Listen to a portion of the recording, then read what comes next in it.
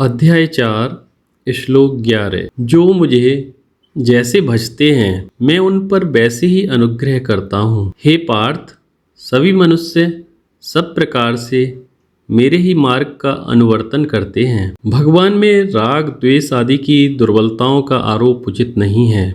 वे तो शक्ति पुंज हैं जो समस्त कर्मों एवं उपलब्धियों का मूल है। उस ईश्वर की शक्ति का आवाहन करने के लिए हमें उपाधियां दी गई हैं। बुद्धिमत्ता पूर्वक यदि इन उपाधियों का तथा शक्ति का हम उपयोग करें तो निश्चय ही लक्ष्य को पा सकते हैं, अन्यथा वही शक्ति हमारे नाश का कारण बन सकती है। यंत्रों की सहायता से पेट्रोल की ईंधन शक्ति को अश्व शक्ति में परिवर्तित किया जा सकता है। उस परिवर्तित शक्ति का उपयोग करके वाहन द्वारा हम अपने गंतव्य तक पहुंच सकते हैं, अथवा किसी वृक्ष आदि से टक्कर मारकर अपनी हड्डियां भी चूर चूर कर सकते हैं। इस प्रकार की दुर्घटनाएं वाहन चालकों की असावधानी के कारण होती हैं। यद्यपि जिस वेग से वाहन टकराया उस वेग को उसने पेट्रोल से ही प्राप्त किया था। हम ये नहीं कह सकते कि जो लोग लक्ष्य तक पहुंच गए उनके प्रति पेट्रोल को राग था और दुर्घटनाग्रस्त लोगों से द्वेष। बिना किसी पक्षपात के पेट्रोल अपनी शक्ति प्रदान करता है, परंतु यंत्रों द्वारा उसका सदुपयोग अथवा दुरुपयोग करना हमारी अपनी बुद्धि पर निर्भर करता है। यही बात विद्युत शक्ति के संबंध में भी समझनी चाहिए। विद्युत की अभिव्यक्ति विभिन्न उपकरणों में विभिन्न प्रकार से होती है।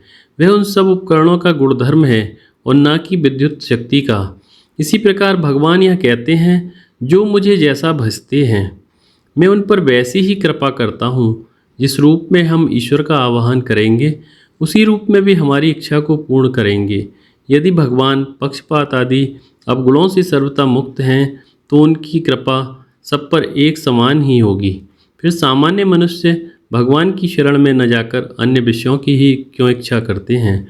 इस प्रश्न का उत्तर है अध्याय 4 श्लोक 12।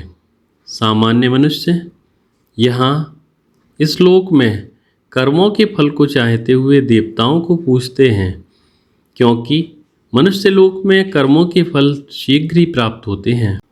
सुकर्म अथवा दुष्कर्म करने के लिए आत्म चैतन्य अथवा ईश्वर की शक्ति की समान रूप से आवश्यकता है और वह उपलब्ध भी है, परंतु मन की प्रवृत्ति बहिर्मुखी ही बनी रहने के कारण है।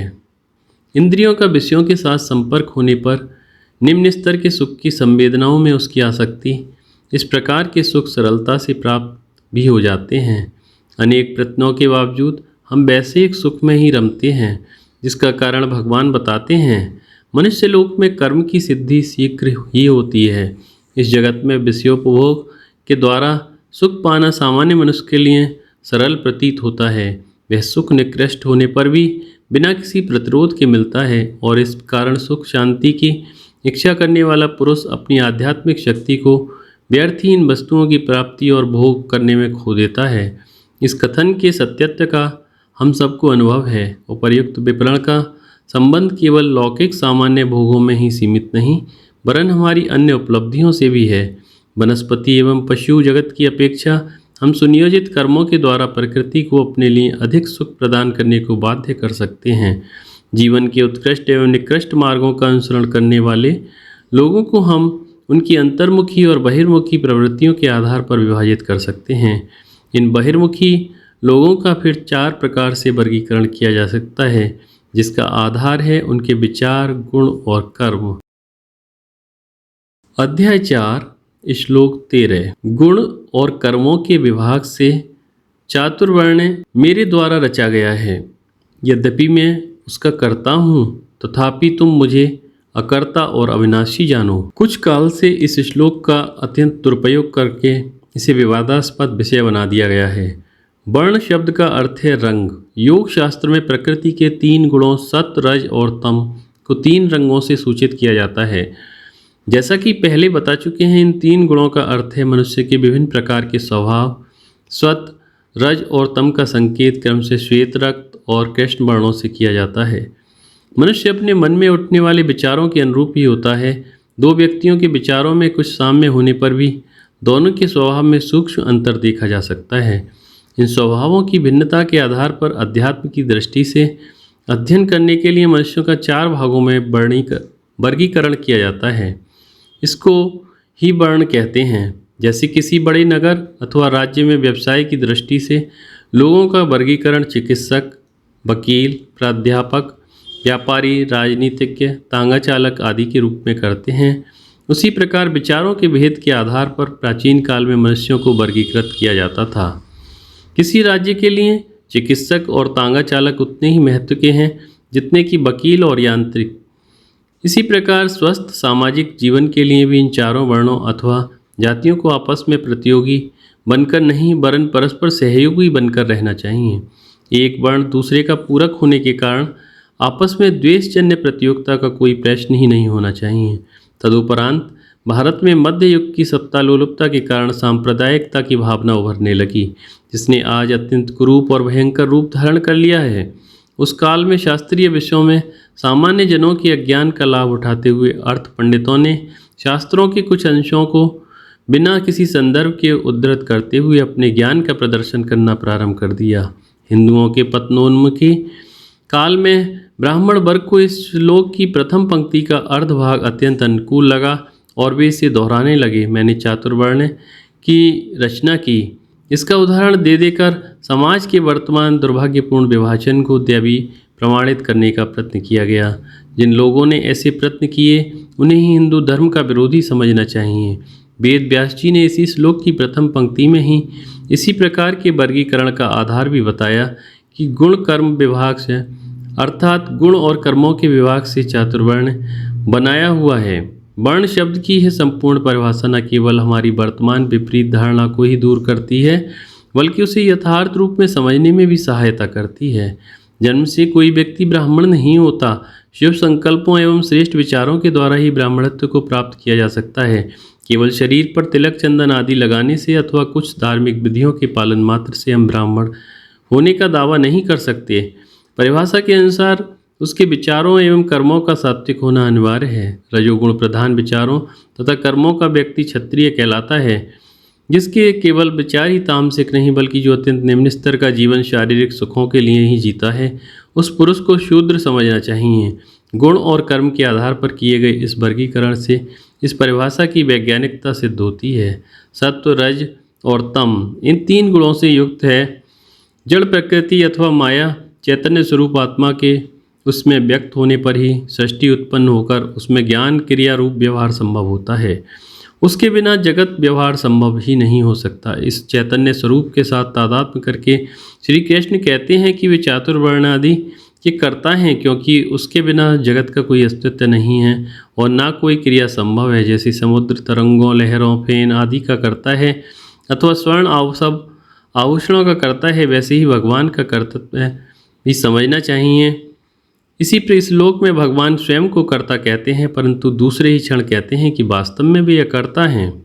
कारण यह है कि अनंत सर्वव्यापी चैतन्य आत्मा में किसी प्रकार की क्रिया नहीं हो सकती।